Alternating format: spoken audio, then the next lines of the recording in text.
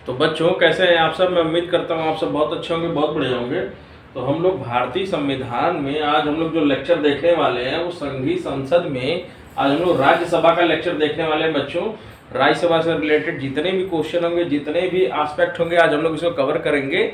और इस लेक्चर में राज्यसभा का पूरा जो है लेक्चर जो है इसमें पूरा हम कवर कर लेंगे, ठीक है ना। तो वीडियो स्टार्ट करने से पहले सबसे पहले आप लोग सब्सक्राइब कर लीजिए ताकि ऐसा ही लेक्चर आपको मिलता रहे, आपकी तैयारी में मददगार साबित होता रहे।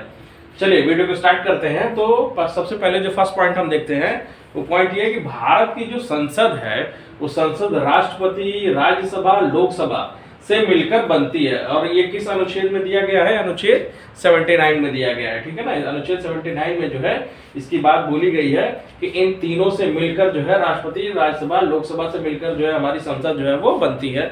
इन तीनों से, क्योंकि ये क्वेश्चन जो है हमेशा पूछ देता है कि हमारी संसद किन चीजों से मिलकर जो है या किन तीनों भागों से या तीन पार्ट से मिलकर जो है वो बनती है, ठीक है ना। तो ये अनुच्छेद 79 में इसका जिक्र जो है वो किया गया है। चलिए हम मेन पॉइंट हम स्टार्ट करते हैं यहाँ से। राज्यसभा को जो हम उच्च सदन भी कहते हैं, ठीक है ना। चलिए स्टार्ट करते हैं। तो राज्यसभा के सदस्यों की जो अधिक से अधिक संख्या है वो 250 हो सकती है, यानी मैक्सिमम सीट जो है 250 हो सकती है। इसका जिक्र जो है संविधान में अनुच्छेद 80 के तहत जो है वो बोला गया है, ठीक है ना। और वर्तमान समय में यह संख्या 245 है, ठीक है ना। अगर प्रेजेंट टाइम में इसकी बात किया जाए तो 245 है। और इसमें 12 सदस्य राष्ट्रपति द्वारा मनोनीत किए जाते हैं। जो 12 सदस्य होते हैं जो विभिन्न क्षेत्रों से आते हैं उसको राष्ट्रपति क्या करता है? मनोनीत करता है। तो आइए देखते हैं ये किन किन क्षेत्रों से व्यक्ति आते हैं, क्योंकि इससे क्वेश्चन बनता है। तो ऐसे व्यक्ति होते हैं जिन्हें कला, साहित्य, विज्ञान, समाज सेवा से चुना जाता है, ठीक है ना। ऐसे 12 लोगों को राष्ट्रपति राज्यसभा में क्या करता है? मनोनीत करता है, ठीक है ना। और ये इन कला, साहित्य, विज्ञान और समाज सेवा से जो है ये व्यक्ति आते हैं, ठीक है। चलिए नेक्स्ट पॉइंट देखते हैं कि राज्यसभा की सदस्य के लिए जो न्यूनतम उम्र सीमा है वो 30 वर्ष है, ठीक है ना। 30 वर्ष जो है राज्यसभा के लिए है और 25 वर्ष जो है वो लोकसभा के लिए है। तो लोकसभा का जब लेक्चर देखेंगे तो उसमें हम इसको समझने की कोशिश करेंगे। तो राज्यसभा की कितनी उम्र सीमा होनी चाहिए? 30 वर्ष होनी चाहिए, इसको ध्यान रखिएगा, ये पूछता है एग्जाम में। चलिए नेक्स्ट पॉइंट देखते हैं कि राज्यसभा एक स्थायी सदन है जो कभी भंग नहीं होती है। राज्यसभा कभी भंग नहीं होती है, उसके मेंबर हर 6 वर्ष में क्या होते हैं? बदलते रहते हैं। तो वही बोला जा रहा है कि राज्यसभा एक स्थायी सदन है जो कभी भंग नहीं होती है।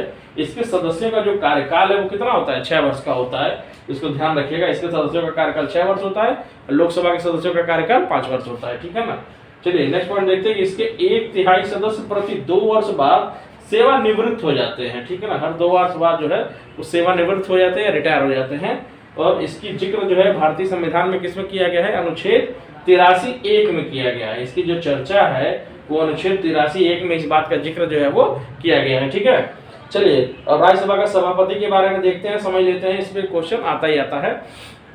नेक्स्ट पॉइंट देखते हैं कि भारत का जो उपराष्ट्रपति है वो राज्यसभा का पदेन सभापति होता है, ठीक है ना। राष्ट्रपति बनने के साथ ही साथ वो राज्यसभा का सभापति ऑटोमेटिकली बन जाता है, यानी उसको बनने और चुनने की जरूरत जो है वो नहीं पड़ती है। चलिए नेक्स्ट बड़ा इंपॉर्टेंट पॉइंट है कि मंत्री परिषद जो होती है वो राज्यसभा के प्रति उत्तरदायी नहीं होती है। ये ध्यान रखिएगा कि जो मंत्री परिषद बनाई जाती है वो राज्यसभा के प्रति उत्तरदायी नहीं होती है। वो किसके प्रति उत्तरदायी होती है?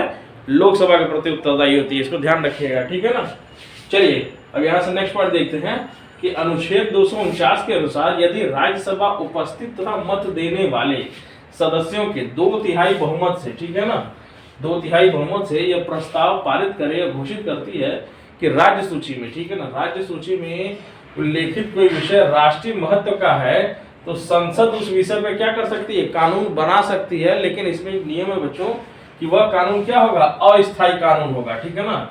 उस कानून को बनाया जा सकता है राज्य सूची के विषय पे। अनुच्छेद है कि अनुच्छेद 249 के अनुसार यदि राज्यसभा उपस्थित तथा मत देने वाले सदस्यों के 2/3 बहुमत से यह प्रस्ताव पारित करे घोषित करती है कि राज्य सूची में, ठीक है ना, इसको ध्यान दीजिएगा, राज्य सूची के विषय में उल्लेखित कोई विषय राष्ट्रीय महत्व का है, ठीक है ना, तो उस पर कानून बनाने का जो अधिकार है वो राज्यसभा को है। लेकिन वो कानून कितने टाइम के लिए बनेंगे? अस्थायी कानून बनता है, ठीक है ना। यह अस्थायी कानून बनता है और इसका समय होता है 1 वर्ष का, ठीक है ना। 1 वर्ष तक कानून जो है वो आगे बढ़ाया जा सकता है। नेक्स्ट जो है अगर ऐसा प्रतीत हो तो वो 1-1 वर्ष के लिए भी और आगे बढ़ सकता है। चलिए नेक्स्ट पॉइंट देखते हैं कि अखिल भारतीय सेवाओं का सृजन जो होता है, अखिल भारतीय सेवाओं का सृजन का जो अधिकार है वो हमारे राज्यसभा को ही है। और इसकी बात जो है अनुच्छेद में किस अनुच्छेद में बोला गया है, तो अनुच्छेद 312 में बोला गया है, ठीक है ना। 312 में इसी चर्चा जो है वो की गई है। ये बहुत इंपॉर्टेंट है, अक्सर एग्जाम में पूछता है 312 के बाद, ठीक है ना। चलिए नेक्स्ट पॉइंट देखते हैं कि धन विधेयक राज्यसभा में पुनः स्थापित नहीं किया जाएगा, ठीक है ना। धन विधेयक से रिलेटेड राज्यसभा को कोई अधिकार नहीं है, कोई पावर नहीं है। ये सारा का सारा पावर अधिकार जो है लोकसभा को चला जाता है। चलिए देखते हैं, धन विधेयक में राज्यसभा को पुनः स्थापित नहीं किया जा सकता है, इसकी जो जिक्र है, चर्चा है, वो अनुच्छेद 109(1) में बोला गया है, ठीक है ना। अनुच्छेद 109(1) में बोला गया है, ठीक है। चलिए नेक्स्ट पॉइंट है कि धन विधेयक के संबंध में राज्यसभा को केवल सिफारिश करने का अधिकार है, ठीक है ना। लेकिन एक बात और है, सिफारिश करने का अधिकार तो है, लेकिन लोकसभा इस बात को मानने के लिए बाध्य जो है वो नहीं है। इस बात ध्यान रखिएगा, लोकसभा इस बात को मानने के लिए बाध्य जो है कतई नहीं है। जो भी सिफारिश है राज्यसभा करेगी।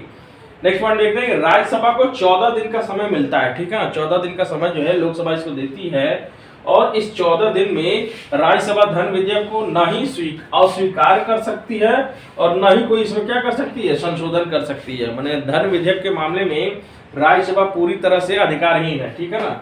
चलिए नेक्स्ट पॉइंट देखते हैं कि राज्यसभा वर्ष में कम से कम 2 बार, ठीक है ना, कम से कम 2 बार राज्यसभा का अधिवेशन क्या करती है, बुलाती है या आहूत करती है, और दोनों अधिवेशन के बीच में 6 माह से अधिक का अंतर नहीं होना चाहिए, ठीक है ना। 6 माह के अंदर में ही 2 बार जो है इसका अधिवेशन जो है बुला लेना चाहिए, ऐसा हमारे संविधान में बोला गया है, ठीक है।